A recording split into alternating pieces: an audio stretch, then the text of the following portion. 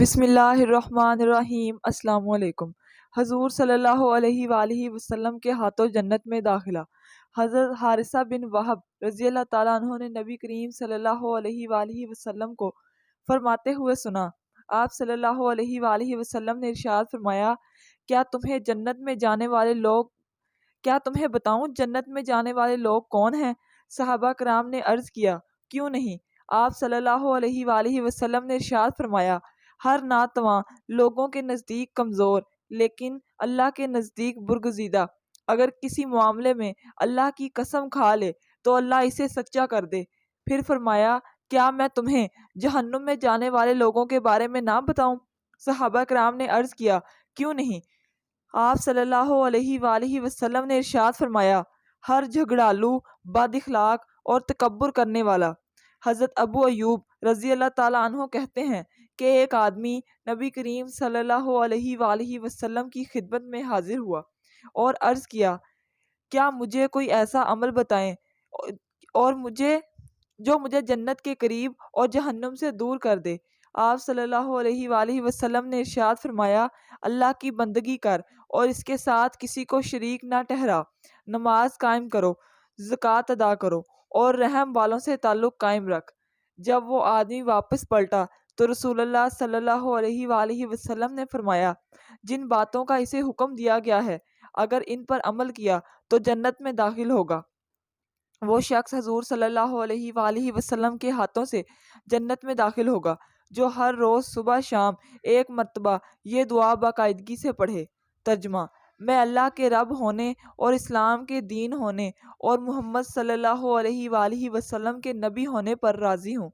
فضیلت: جو شخص صبح شام ایک مرتبہ یہ دعا پڑھ لے، حضور صلی اللہ علیہ وآلہ وسلم اس کا ہاتھ پکڑ کر جنت میں داخل کرائیں گے۔ حضرت علی رضی اللہ تعالیٰ عنہ کہتے ہیں کہ رسول اللہ صلی اللہ علیہ وآلہ وسلم نے فرمایا، جنت میں ایسے محل ہیں جن کے اندر کھڑے ہوں تو باہر کی ہر چیز نظر آتی ہے اور باہر کھڑے ہوں تو اندر کی ہر چیز نظر آتی ہے۔ ایک عربی نے کھڑے ہو کر عرض کیا، اے اللہ کے نبی صلی اللہ علیہ وآلہ وسلم، یہ کس آدمی کے لیے ہیں؟ آپ صلی اللہ علیہ وآلہ وسلم نے ارشاد فرمایا، اس کے لیے ہیں جو اچھی بات کرے، کھانا کھلائے، بکثرت روزے رکھے اور جب لوگ مزے کی نیند سو رہے ہوں اٹھ کر نماز پڑھے۔ ترمذی شریف۔ حضرت ابو ہریرہ رضی اللہ تعالیٰ عنہ سے روایت ہے کہ نبی کریم صلی اللہ علیہ وآلہ وسلم نے فرمایا، میری تمام امت جنت میں داخل ہوگی مگر جس نے انکار کیا وہ جنت میں داخل نہیں ہوگا۔ صحابہ کرام رضوان اللہ اجمعین نے عرض کیا، یا رسول اللہ صلی اللہ علیہ وآلہ وسلم، کس نے انکار کیا؟ آپ صلی اللہ علیہ وآلہ وسلم نے ارشاد فرمایا، جس نے میری اطاعت کی وہ جنت میں داخل ہو گیا اور جس نے نافرمانی کی اس نے انکار کیا۔ حضرت ایاز رضی اللہ تعالیٰ عنہ سے روایت ہے کہ رسول اللہ صلی اللہ علیہ وآلہ وسلم نے ایک روز اپنے خطبے میں ارشاد فرمایا، جنت میں جانے والے تین قسم کے لوگ ہیں۔ نمبر 1، حاکم، انصاف کرنے والا، سچ بولنے والا اور نیک کاموں کی توفیق دیا گیا۔ نمبر 2، وہ شخص جو ہر قرابت دار اور ہر مسلمان کے لیے مہربان اور نرم دل ہے۔ نمبر 3، وہ شخص جو پاک دامن ہے اور عیالداری کے باوجود کسی سے سوال نہیں کرتا۔ حضرت عطا بن رباح رحمۃ اللہ علیہ تابعی کہتے ہیں، حضرت عبداللہ بن عباس رضی اللہ تعالیٰ عنہ نے مجھ سے کہا، کیا میں تجھے جنتی عورت نہ دکھاؤں؟ میں نے عرض کیا، کیوں نہیں؟ حضرت عبداللہ بن عباس رضی اللہ تعالیٰ عنہ نے ایک عورت کی طرف اشارہ کر کے کہا، یہ کالی عورت نبی کریم صلی اللہ علیہ وآلہ وسلم کی خدمت میں حاضر ہوئی اور عرض کیا، میں مرگی کی مریضہ ہوں اور مرگی کے دورے کے دوران میرا ستر کھل جاتا ہے، آپ اللہ تعالیٰ سے میرے لیے دعا فرمائیں، اللہ مجھے صحت عطا فرمائے۔ آپ صلی اللہ علیہ وآلہ وسلم نے ارشاد فرمایا، اگر تو چاہے تو صبر کر، تیرے لیے جنت ہے، اور اگر چاہے تو اللہ سے تیرے لیے دعا کرتا ہوں، وہ تجھے صحت عطا فرما دے گا۔ اس صورت میں جنت کا وعدہ نہیں کرتا۔ اس عورت نے عرض کیا، میں صبر کروں گی، لیکن ساتھ یہ بھی عرض کیا، مرگی کے دورے کے دوران میرا ستر کھل جاتا ہے، اللہ تعالیٰ سے دعا فرمائے کہ میرا ستر نہ کھلے۔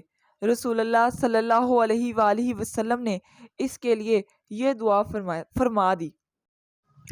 حضرت ام حبیبہ رضی اللہ تعالیٰ عنہ رسول اکرم صلی اللہ علیہ وآلہ وسلم کی زوجہ محترمہ سے روایت ہے کہ انہوں نے رسول اللہ صلی اللہ علیہ وآلہ وسلم کو فرماتے سنا ہے کہ جو شخص روزانہ اللہ کی رضا کے لیے فرضوں کے علاوہ 12 رکعات نوافل ادا کرتا ہے، اللہ تعالیٰ اس کے لیے جنت میں ایک گھر بناتا ہے۔ حضرت انس بن مالک رضی اللہ تعالیٰ عنہ کہتے ہیں کہ رسول اللہ صلی اللہ علیہ وآلہ وسلم نے فرمایا، جس نے 2 لڑکیوں کو ان کے جوان ہونے تک پالا پوسا، قیامت کے دن میں اور وہ اس طرح آئیں گے۔ اور آپ صلی اللہ علیہ وآلہ وسلم نے انگلیوں کو آپس میں ملایا۔ حضرت عمر بن خطاب رضی اللہ تعالیٰ عنہ کہتے ہیں کہ رسول اکرم صلی اللہ علیہ وآلہ وسلم نے فرمایا، تم میں سے جو شخص اچھی طرح وضو کرے پھر کہے اشہد ان لا الہ الا اللہ وحدہ لا شریک لہ واشہد ان محمد عبدہ ورسولہ، یعنی میں گواہی دیتا ہوں کہ اللہ کے سوا کوئی معبود نہیں، وہ اکیلا ہے اور اس کا کوئی شریک نہیں، اور محمد صلی اللہ علیہ وآلہ وسلم اللہ کے بندے اور اس کے رسول ہیں، اس کے لیے جنت کے 8 دروازے کھول دیے جاتے ہیں، جس سے چاہے وہ داخل ہو جائے۔ عبادہ بن صامت رضی اللہ تعالیٰ عنہ سے روایت ہے کہ رسول اللہ صلی اللہ علیہ وآلہ وسلم نے فرمایا، مجھے تم لوگ اپنی ذات میں 6 چیزوں کی ضمانت دو تو میں تمہیں جنت کی ضمانت دیتا ہوں۔ نمبر 1، جب بات کرو گے تو سچ کہو گے۔ نمبر 2، جب وعدہ کرو گے تو پورا کرو گے۔ نمبر 3، اگر تمہیں امانت دی گئی تو امانت ادا کرو گے۔ نمبر 4، اپنی شرم گاہوں کی حفاظت کرو گے۔ نمبر 5، اپنی نگاہوں کو نیچا رکھو گے۔ اور نمبر 6، اپنے ہاتھوں کو روکے رکھو گے۔ حضرت سعد بن بلال رضی اللہ تعالیٰ عنہ فرماتے ہیں کہ قیامت کے دن 2 شخصوں کو جہنم سے نکالنے کا حکم ہوگا، پھر اللہ تعالیٰ ان سے ارشاد فرمائیں گے کہ تمہارا جہنم میں داخل ہونا تمہاری بدعمالی کی وجہ سے تھا، اور میں تو کسی بندے پر ادنا ظلم بھی نہیں کرتا۔ اس کے بعد اللہ تعالیٰ دوبارہ ان کو جہنم میں جانے کا حکم دے دیں گے، تو ان دونوں میں سے ایک کا حال تو یہ ہوگا کہ وہ تیزی سے جہنم کی طرف دوڑ کر اس میں گھس جائے گا، اور دوسرا شخص واپس جانے میں ہچکچائے گا۔ پھر اللہ تعالیٰ دونوں کو واپس بلا کر ان سے ان کے فعل سے متعلق دریافت کریں گے، تو ان میں سے جو شخص جہنم کی طرف تیزی سے بھاگا تھا وہ کہے گا کہ میں نے آپ کی نافرمانی کے خوف سے ایسا کیا کہ کہیں دوبارہ آپ کی ناراضگی کا مستحق نہ ہو جاؤں۔ اور دوسرا شخص بولے گا کہ اے اللہ، میں نے تو آپ کے ساتھ اچھا گمان رکھتے ہوئے ایسا کیا کہ آپ کی ذات ایسی نہیں ہے کہ جہنم سے نکالنے کے بعد دوبارہ اس میں واپس بھیج دے۔ پھر اللہ تعالیٰ تو دونوں کو ہی جنت میں بھیج دیں گے۔